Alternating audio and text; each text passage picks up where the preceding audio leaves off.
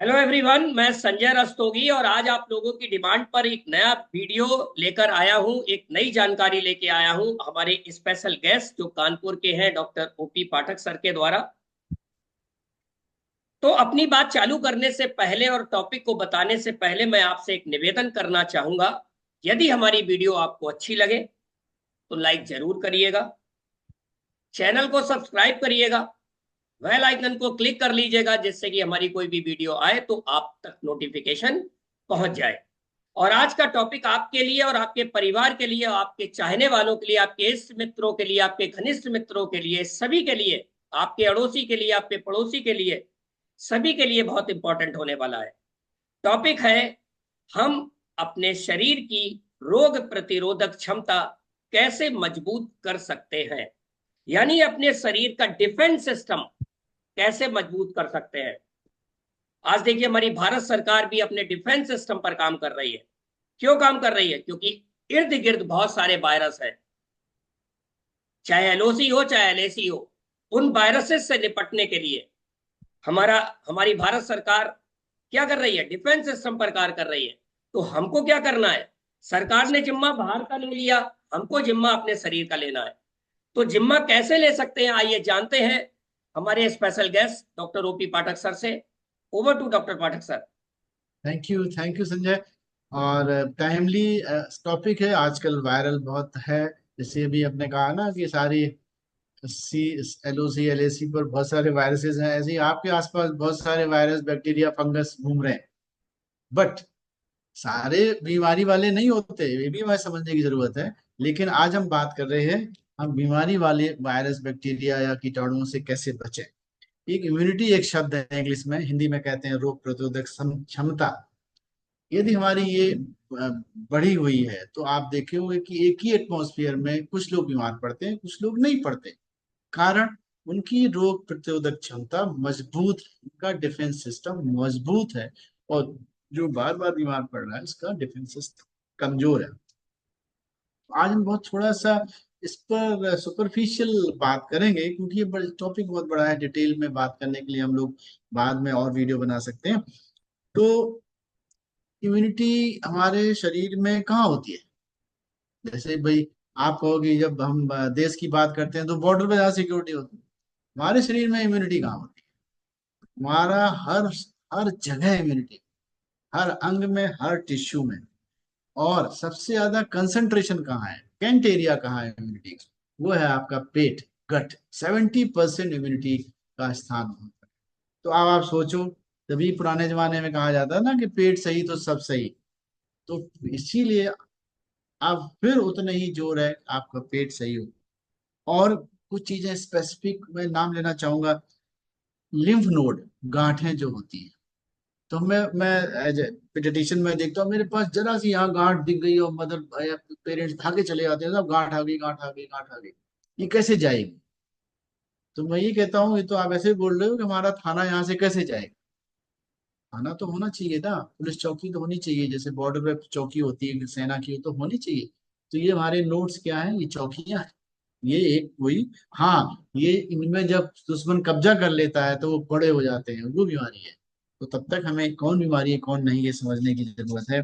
इसी तरह से बहुत सारे अंग हैं, इसकी डिटेल बात नहीं करेंगे।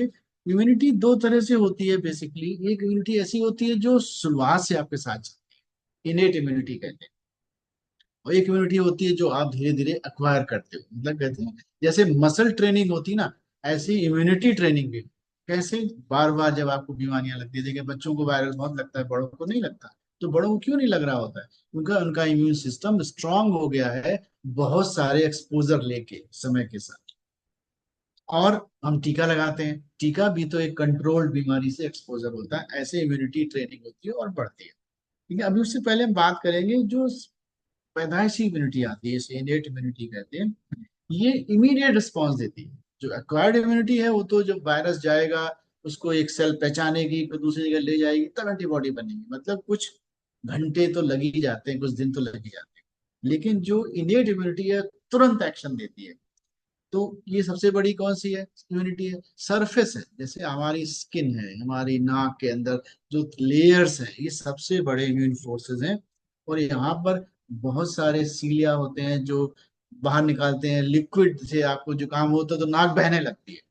तो नाक बहना क्या है, वहाँ वो इतनी लिक्विड पोर करता है कि कीटाणु बाहर बह जाए।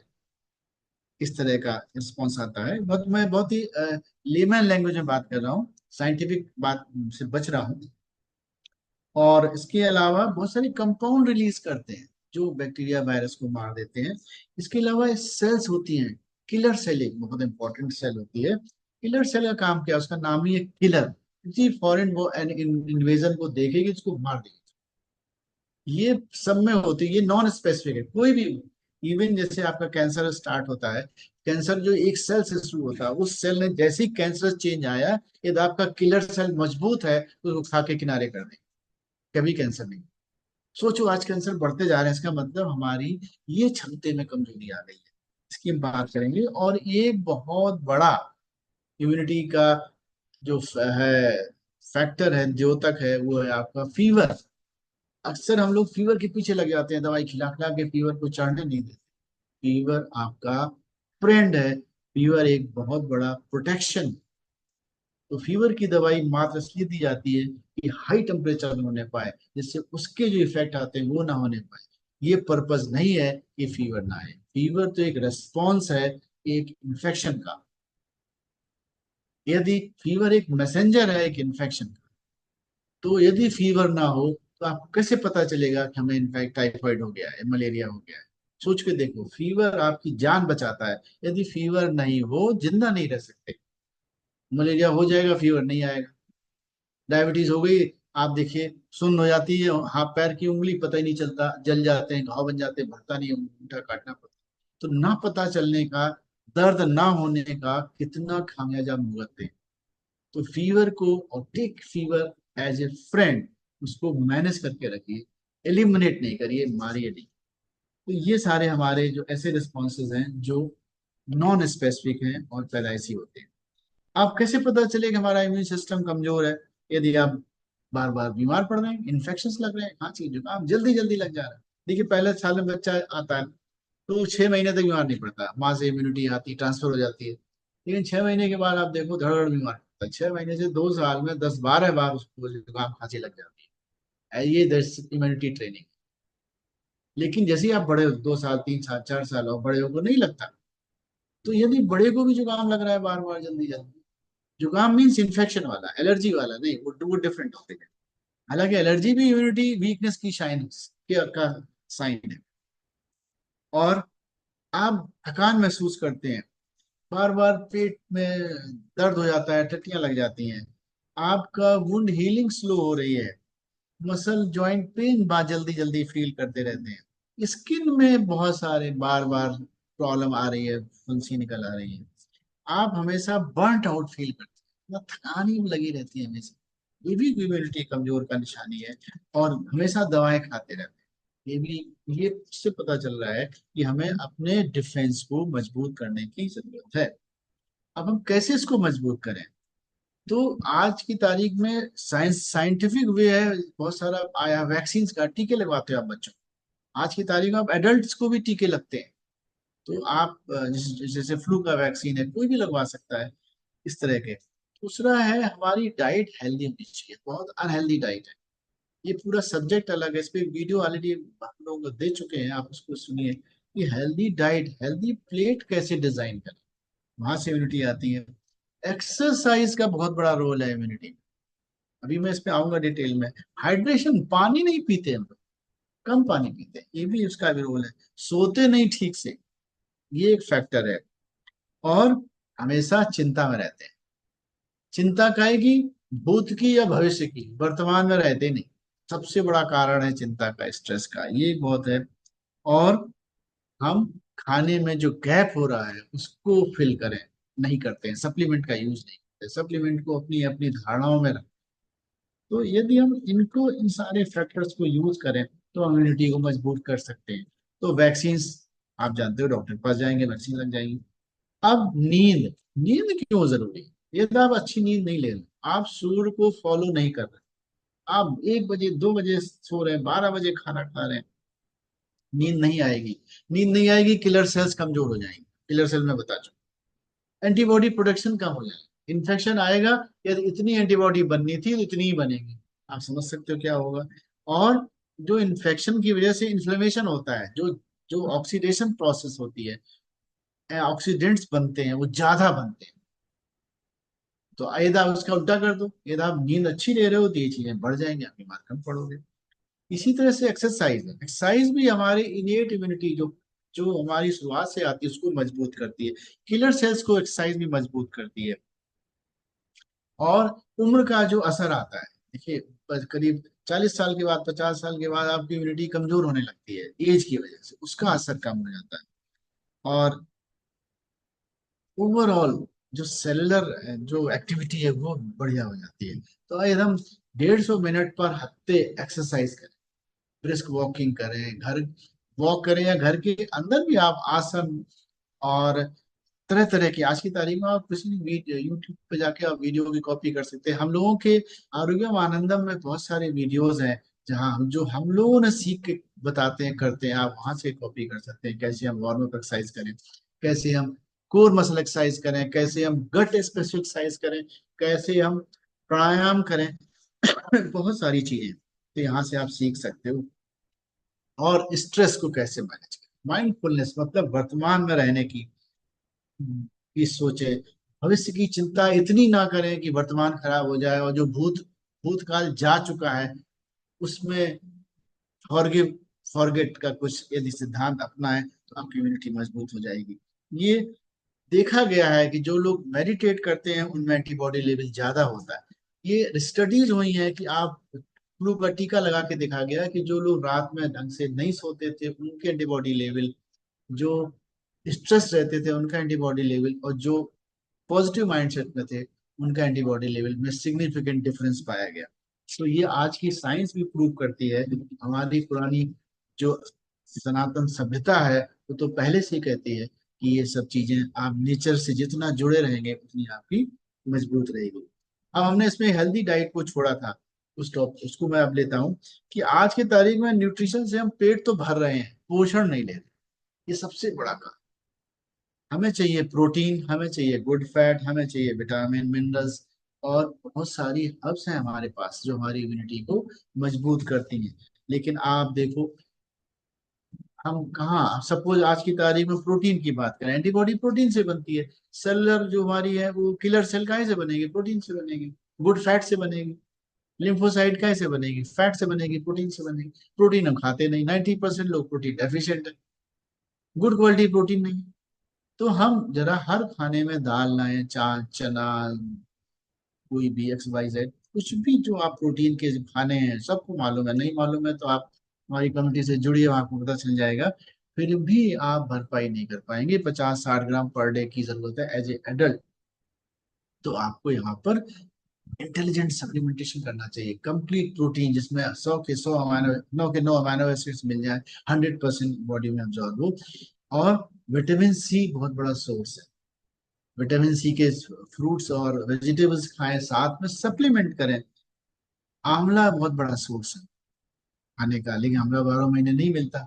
आप गुड क्वालिटी ऑफ च्यवनप्राश आता है वो आप ले सकते हो। तुलसी हमारी हर्ब है। आप तुलसी खाने पे एक पत्ता खा लिया चाय में डाल के तो तुलसी खाते हो। पता होना चाहिए आपको, 100 लीफ जब आप खाओगे एक दिन में तब आपको वो चीज मिलेगी जो तुलसी आपको दे सकती है। अब 100 लीफ खाने के लिए तुलसी खेती करनी पड़ेगी। तो स्मार्ट वे क्या है, तुलसी की एक टैबलेट खा लो। अब तुलसी भी बाजार में बहुत सही मिलती है। कौन सी ऑर्गेनिक है, from soil to seed to supplement, ये आपको समझने की जरूरत है।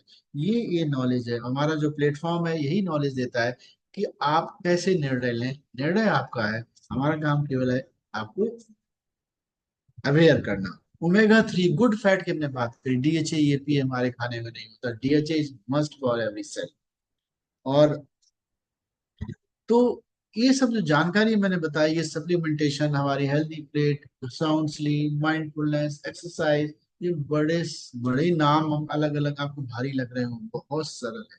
क्यों सरल है, हमने करके दिया है, लोग करते हैं, आज भी कर रहे हैं, करते रहेंगे, एंड उससे ट्रमेंडस रिजल्ट मिले हैं। हमारी कम्युनिटी में यही हम लोग नॉलेज देने की कोशिश करते हैं। हम बताते हैं कि देखो भाई हम लोग करके ऐसा कर रहे हैं, आप भी कर सकते हो, चॉइस आपकी है, चॉइस तो आपको लेनी पड़ेगी, और अपने डिसीजन आपको खुद लेने होंगे। आपके लिए क्या अच्छा, हम मदद कर सकते हैं, लेकिन हम मदद तभी कर पाएंगे जब आप हमारी कम्युनिटी से जुड़ेंगे।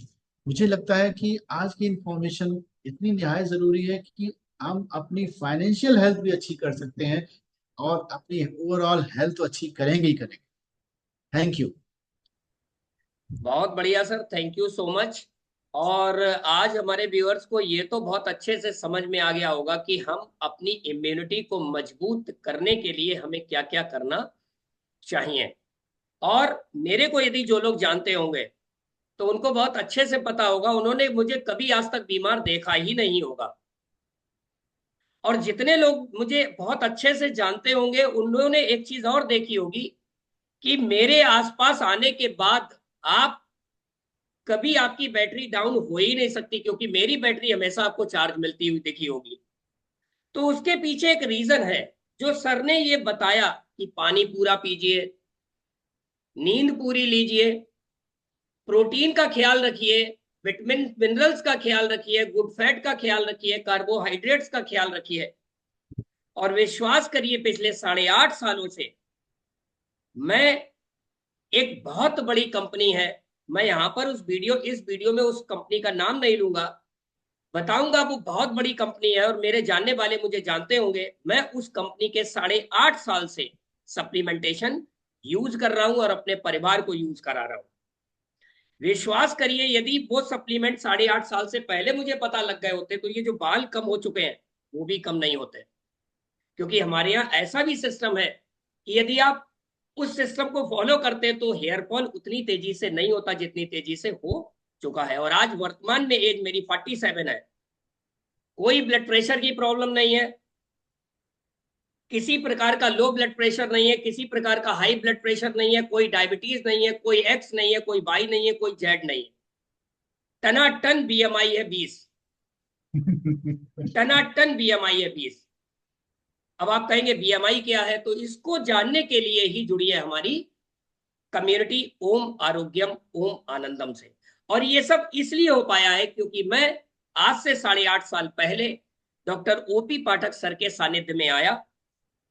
उससे मैंने क्या पाया ये मैं जानता हूं और मेरे लोग जानते हैं, जो मुझे देखते हैं, जो मेरे इर्द गिर्द रहते हैं। मैं जब सुबह मॉर्निंग में दूध लेने जाता हूं तो बहुत सारे लोग मुझे मिलते हैं, वो मुझसे पूछते हैं संजय भैया कुछ ऐसा बताओ कि मेरा पेट भी आप ही की तरह हो जाए। तो मैं उनको एक ही बात बताता हूं, आइए कम एंड ज्वाइन अस, हमारी कम्युनिटी से जुड़िए, जुड़े रहिए, आपको वो सब मिलता रहेगा जो आप चाहते हैं, free of cost. Okay, wish you all the best.